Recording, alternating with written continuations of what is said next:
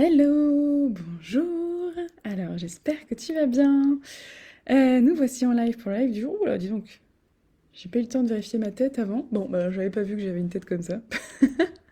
J'ai l'impression que j'ai l'air fatiguée. Oui, je suis fatiguée. Bon, j'ai le droit d'être fatiguée, on est d'accord. Et puis d'ailleurs, c'est ce que je voulais transmettre aujourd'hui. Pas sur la fatigue, mais ah, je trouve, je trouve que on est beaucoup de femmes, d'hommes peut-être aussi, mais moi je suis une femme, à être très très très dur avec nous-mêmes. On est assez exigeante avec nous et on a tendance souvent à voir tout ce qu'on fait pas bien, tout ce qu'on pourrait faire mieux, tout ce qu'on pourrait accomplir de mieux, tout ce que voilà, tout ce qu'on n'est pas assez en fait. On a tendance à être beaucoup centré sur ça, à tel point que même quand quelqu'un nous fait un retour positif sur ce qu'on fait, ce qu'on vit, ce qu'on est, nos enfants, mais parfois on le prend pas, on a tendance même à le minimiser, à dire oui non mais tu sais c'est pas si bien, c'est pas je suis pas si bien que ça. Et aujourd'hui mon message, je me recoiffe en même temps. Aujourd'hui, ce que j'avais envie de te transmettre, et ce sera peut-être un live très court, je ne sais pas parce que souvent je dis que c'est court et en fait je blablate. La seule chose que j'ai envie de te transmettre, c'est de t'inviter vraiment à te regarder avec amour, quel que soit tes objectifs, quel que soit là où tu en es dans ta vie, quels que soient les sentiments que tu as, quelle que soit l'impression d'avoir réussi ou d'avoir échoué. Vraiment, je t'invite à te regarder avec amour. Moi, je me rends compte encore à quel point j'ai tendance à ne pas voir les choses que je réalise de bien. Je dis ça parce que là, j'étais en... Je vais tout te raconter. Pourquoi je raconte ça? Parce qu'en fait, là, j'étais en supervision. Les supervisions, c'est quoi? C'est que y a une autre coach thérapeute qui est plus expérimentée que moi, enfin en tout cas un regard extérieur, qui, enfin voilà, avec qui je reparle des dossiers enfin des personnes que je suis, de mes clients. Si j'ai des difficultés, j'en discute avec elle. Donc à quoi ça sert? Ben, ça me sert moi à faire la différence entre ce qui se passe pour mes clients et ce qui se passe pour moi, et à continuer d'avancer, de progresser, à trouver ben voilà, des moments où, enfin, parfois en fait tu peux avoir l'impression de tourner en rond, et donc avoir un regard extérieur, c'est toujours intéressant. Et comme quoi, moi c'est quelque chose que j'ai cultivé à plein d'endroits de ma vie, c'est vraiment de pouvoir échanger avec quelqu'un, pas n'importe qui, avec quelqu'un qui va pouvoir me renvoyer les endroits où, ben, soit je ne vois pas ce que je fais de bien, soit où je vois qu'une partie du tableau et qu'elle m'aide à voir l'ensemble des possibilités, en fait, tout ce qu'il y a à côté. Et pour moi, c'est vraiment ça, quand on est coach, c'est d'ouvrir, en fait, le champ de vision. Ce qui se passe, en fait, souvent quand tu es dans une situation, c'est que tu as le nez tellement dedans que tu vois plus ce qui se passe à l'extérieur. Enfin, en tout cas, tu vois plus la globalité des choses. Et c'est pour ça que souvent, tu vois plus les solutions, tu vois pas comment t'en sortir parce que t'as tellement le nez dedans, t'es tellement emprisonné dans ton histoire que t'as plus de, enfin, t'es forcément pas objectif, hein, c'est ton histoire, mais il te manque une partie des possibilités. Inconsciemment, tu te fermes à une partie des possibilités. Parce que voilà, t'es dans tes limites, t'es dans ton cadre de vie, donc c'est ok. Mais si à un moment tu sens que ça te frustre et que ça te bloque, le fait d'avoir quelqu'un qui peut te permettre d'ouvrir un petit peu ton champ de vision, de regarder la scène juste en décalant un peu ton angle, ben ça t'ouvre plein de prise de conscience, ça t'ouvre réellement à l'immensité des possibles en fait.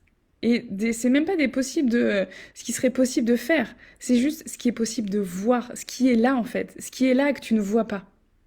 Parce que moi là, ce que je vivais du coup, ce que j'explorais donc avec en supervision, c'est justement tous ces moments où je peux parfois être insatisfaite de ce que je fais en tant que coach, accompagnante, parce que oui, je ne suis pas toujours satisfaite de moi, hein, voilà, j'ai aussi mes propres limites, et c'est avec toute authenticité que je les partage avec vous, parce que je pense que être sincère, honnête sur là où on en est réellement, c'est pour moi pas du tout une vulnérabilité, loin de là.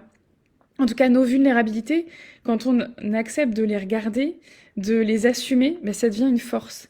Parce que ceux qui disent ouais, moi je suis trop fort et tout, moi je sais tout, moi j'arrive tout, ben souvent ça cache quelque chose ou alors c'est qu'ils veulent pas voir. Et moi j'assume complètement mes imperfections, j'assume que parfois je ne sais pas, parfois, enfin d'ailleurs je ne sais jamais avec certitude, j'ai des croyances mais je peux pas tout savoir. Mais voilà, j'avance sur mon chemin et je serai jamais arrivée au bout, donc il y aura toujours des choses que je ne ferai peut-être pas bien. Et c'est ok. Et en même temps, je me rends compte que dans cette quête de d'amener mes clients, mes clientes à se sentir mieux, mais parfois je peux me sentir moi-même frustrée de pas réussir assez, par exemple. Alors c'est marrant parce que c'est pas dans les mêmes cas de figure. Enfin bref, on va pas rentrer dans le détail, mais il y a des endroits où c'est complètement posé pour moi et d'autres où ça l'est moins.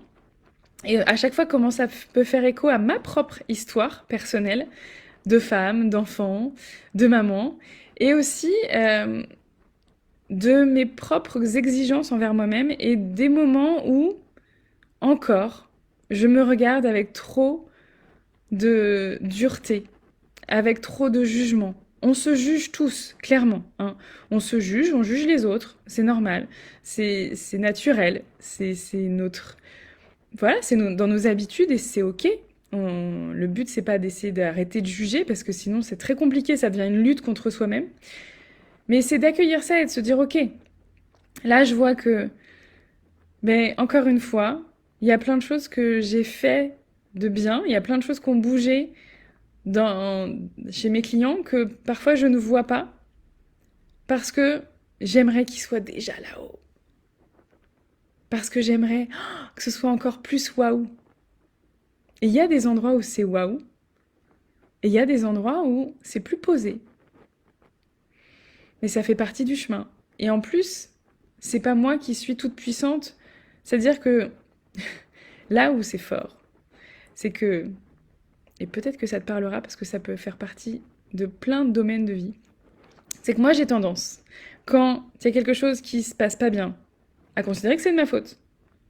Mais quand il y a quelque chose qui se passe bien, à dire que c'est pas grâce à moi. Donc quand mes clientes et mes clients stagnent un peu, j'ai l'impression que c'est de ma faute.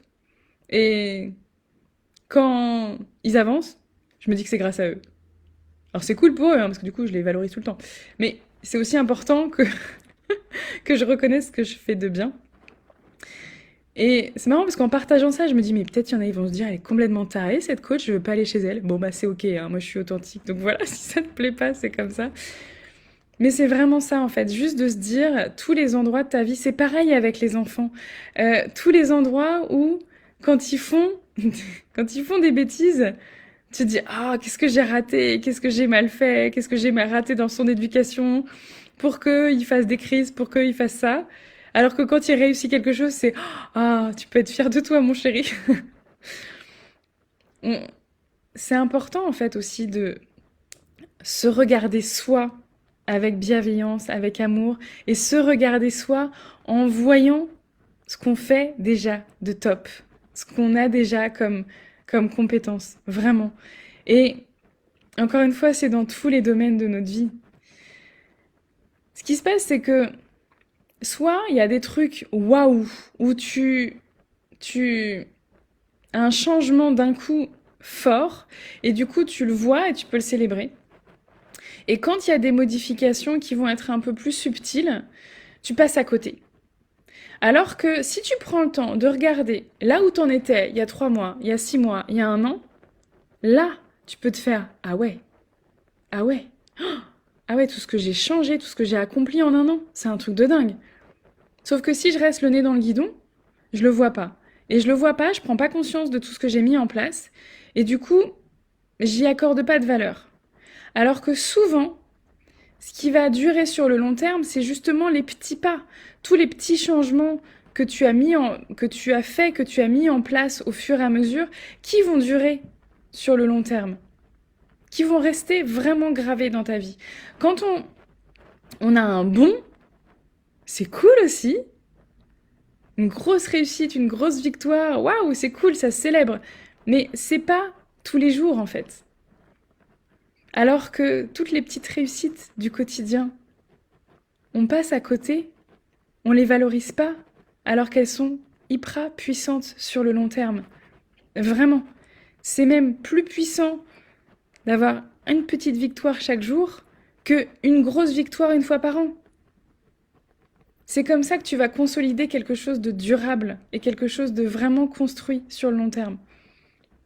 Donc, aujourd'hui, je vais t'inviter en commentaire. Et oui, je t'invite à mettre un commentaire. Pourquoi? Pas pour moi. Ça me fera plaisir, bien évidemment. Mais je t'invite à mettre en commentaire une chose, juste une chose que tu reconnais chez toi comme étant quelque chose de positif, une compétence, quelque chose que tu aimes chez toi, quelque chose vraiment que tu reconnais comme ayant de la valeur. Juste une. Tu peux en mettre juste une. Et vraiment, je t'invite à le faire. Pourquoi? Parce que en l'écrivant et en l'affirmant devant d'autres personnes, ça te permet de l'ancrer beaucoup plus profondément. Et évidemment, après, tu peux en trouver 2, 3, 4, 5, 6, 10, 100, 1000. Parce que des choses que tu as en toi et qui ont de la valeur, il y en a des tas. Toutes les petites pépites d'or que tu as à l'intérieur de toi, il y en a des tas. C'est juste, est-ce que tu arrives à les regarder avec la valeur que tu peux leur attribuer? Est-ce que tu arrives à sentir à l'intérieur de toi à quel point ça a de la valeur, ce que tu as déjà? Et vraiment, parce que c'est comme ça que tu vas ancrer tes compétences, les développer, améliorer aussi tout le reste, parce que plus tu sens en fait les endroits où tu as de la valeur et plus ça va te donner de l'énergie pour avancer là où tu as des difficultés, et plus tu vas pouvoir transmettre ça autour de toi, que ce soit si tu es coach à tes clients ou si tu es maman à tes enfants. Voilà, je m'arrêterai sur ça. J'attends vraiment vos pépites. Mettez-moi vos petites pépites d'or. Que ça brille, que ça claque. Je veux en voir plein. Tiens, je vous il faut peut-être que je vous partage une de mes pépites d'ailleurs. Qu'est-ce que j'aime chez moi? Eh ben ça, en fait. Il y a un truc qui est très naturel chez moi, c'est l'authenticité. J'ai... Genre la meuf qui se la pète. Voilà. Tu sens le deuxième effet qui se coule quand tu affirmes un truc de toi qui est positif? C'est oh, tu te la pètes. Et ouais, bah c'est ok. Oui, il y a quelque chose qui a toujours été assez fluide chez moi et spontané, c'est de partager simplement des choses qui pourtant peuvent paraître intimes, compliquées chez d'autres, mais moi ça m'a jamais mise en difficulté de partager ce qui peut paraître une faiblesse ou une vulnérabilité. C'est quelque chose que j'ai, bah voilà, toujours fait naturellement, donc que j'aime chez moi. Cette faculté à partager voilà, ce qui se passe pour moi, quel que soit ce que ça peut engendrer ou quel que soit le fait qu'on puisse dire ah oui mais si t'es coach et que tu dis que t'es pas au top du top, ça va pas le faire. Ben si, parce qu'en fait ce que j'ai envie de véhiculer comme message, c'est justement qu'on n'a pas besoin d'être parfaite pour s'aimer, pour être une super maman, pour être une super coach, pour être quelqu'un d'extraordinaire. Et on est tous extraordinaires avec toutes nos imperfections. On est tous uniques, on a tous une valeur inestimable. Et voilà quoi, il n'y a pas besoin de plus. Donc je t'invite à te regarder avec amour et si tu le souhaites, partager avec nous une pépite de toi, ce que tu as à l'intérieur de toi et qui a énormément de valeur. Je t'embrasse et je te dis à bientôt. Ciao.